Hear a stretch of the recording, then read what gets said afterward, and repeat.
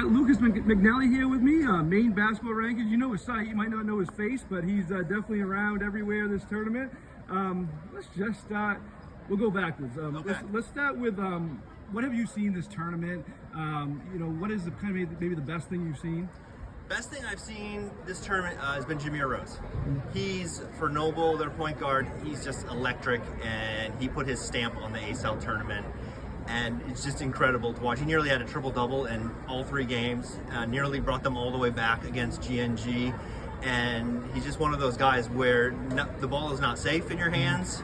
When he's anywhere on the floor, he makes passes that I have no idea how he saw them. You know, even looking back at the video, it's just he was incredible, and he's only a junior.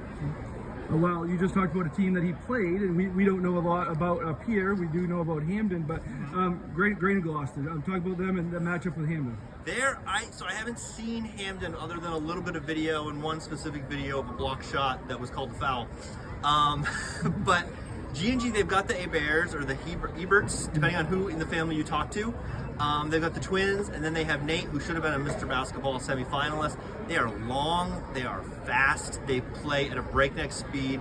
They're one of the few teams I saw in this tournament who could have stalled and probably should have stalled and didn't, and just said, we're going to play it out the way we need to play it out, and they're very deep. The tournament MVP in that tournament is their 5th best player.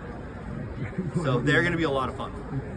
Now, let's touch on just briefly, maybe Double A. You're going to see them tomorrow. We won't. We're going to be at the C and D tournaments, and obviously the B tournaments up here tonight. But talk about maybe those matchups. So Wyndham and Gorham's going to be interesting. They're rivals. It's a big rivalry, and it's been a long time since I believe they've been there. So that will be a pretty big game. I've only seen each of those teams once, so I didn't get a good look at them. They've got Gorham has Ashton Leclerc, who some people thought should have been a Mr. Basketball finalist. I don't think so. But some people thought. And then on the girls' side, Chevrolet is in the rankings. I think, and I didn't go back and check this, but I think Chevrolet has the biggest lead from 1 to 2 anyone's ever had in the rankings. And Maddie Fitzpatrick is just amazing. She's going to be Miss Basketball, obviously.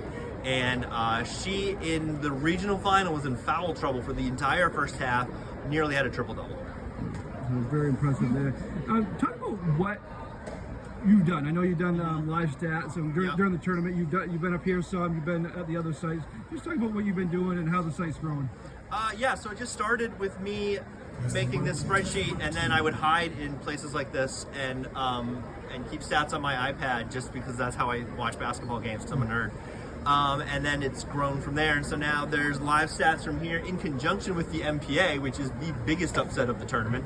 And then there's also the newsletter. There's a daily newsletter, or at least game day newsletter, that is free that people can sign for. And then there's a bunch of other extra stats and readable heel points that if you subscribe, then you can get that.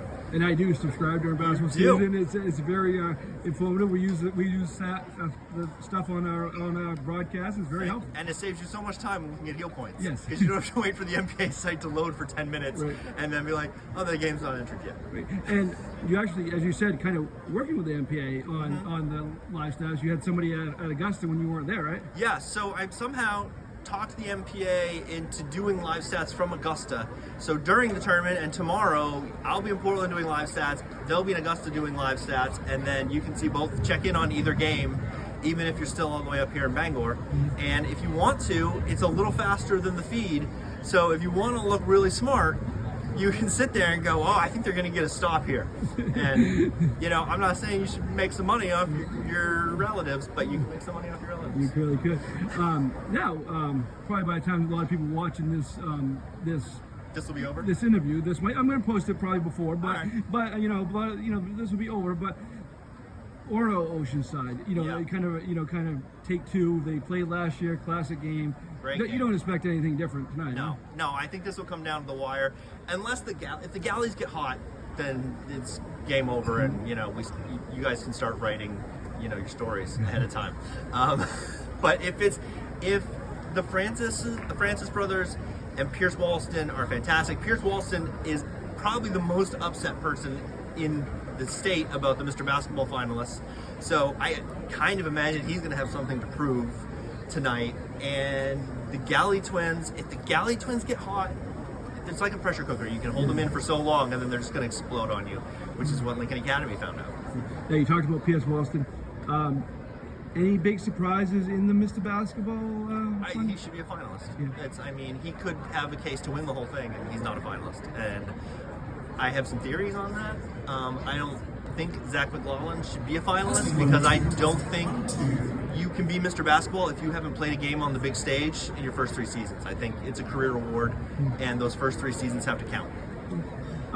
And talk about just lastly, I think before we get kind of ready for this tonight. How would you say how do you see it going in the next year or two? A lot of it's, I think, the thing that if we could add player stats, that would be the thing to add.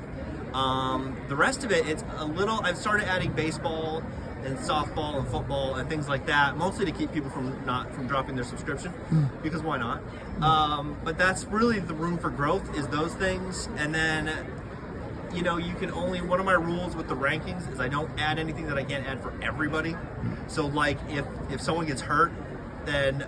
Or let's say Pierce Walston's out with the flu, and I know he's out with the flu. You don't adjust the game for Orono because Pierce Walston didn't have the flu because you don't know things that happened in Aroostook County, and you can't do it across the board. So that's if we could get player stats, you could do a lot more with player stats. And you can figure out pace numbers and things like that. Well, I want to thank you. As I said, you helped us all season during our my broadcast, and we'll keep following. Appreciate it, Lucas. Thank you.